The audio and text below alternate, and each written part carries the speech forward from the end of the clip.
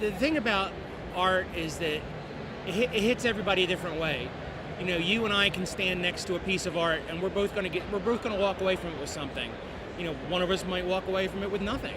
You know, but how people, some people are very introverted about how they process art. They don't have the ability to share what art does to them, how art motivates them with anyone around them or with the world in general.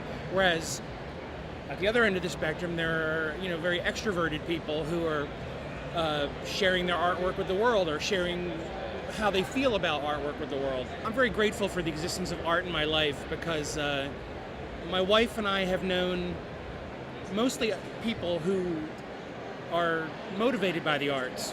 It's music, comics, film, what have you. And every once in a while we'll run into somebody who leads a completely artless existence. The art in their homes, I feel like it was bought from a hotel. Their favorite movies have the biggest explosions. Their favorite music just have the loudest power chords. And it's like, well, why do you like this sort of thing? And they don't have the ability to say why I just do. They're just human litmus tests. And I feel bad for people that don't have the capacity to enjoy art. Did you have any advice to people who maybe haven't found their voice yet as an artist or as a creative? My advice to creative people who haven't found their voice yet is that just don't stop. You know, the creative compulsion is very strong, and you know, the very, very lucky people in the world are the ones who have the creative compulsion, and they find their creative outlet early on. Like I found mine with comic books and illustration very early in life. You may have a burning desire to create, but you'll sit there and you'll try to draw and you're frustrated, and then maybe you'll give up.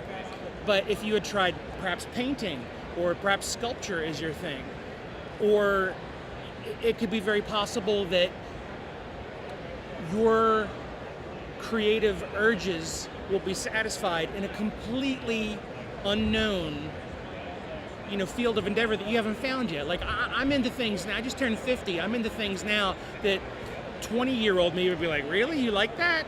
You know, you like jazz? You know? And as you grow and get older, you meet new people, you have new experiences, you go new places, and you'll find new outlets for your creative urges. So if you're frustrated early on, just be patient. Keep trying new things. If something frustrates you to the point where you don't want to do it anymore, maybe that's not for you. Now that's not to say that you shouldn't try hard, because that's how people get to the Olympics, or, you know, in the Louvre or the Smithsonian or whatever, is by trying harder than they feel like trying. But if you find yourself eternally frustrated, shop around. You know, maybe your thing is, you know, you're trying to draw, but maybe your thing is music, or maybe it's baking, or you have no idea. Just don't give up, because that creative compulsion just needs to be married to a creative outlet. And you know, sometimes you find the one, you know, right out of high school, and sometimes you don't find it until you're 50.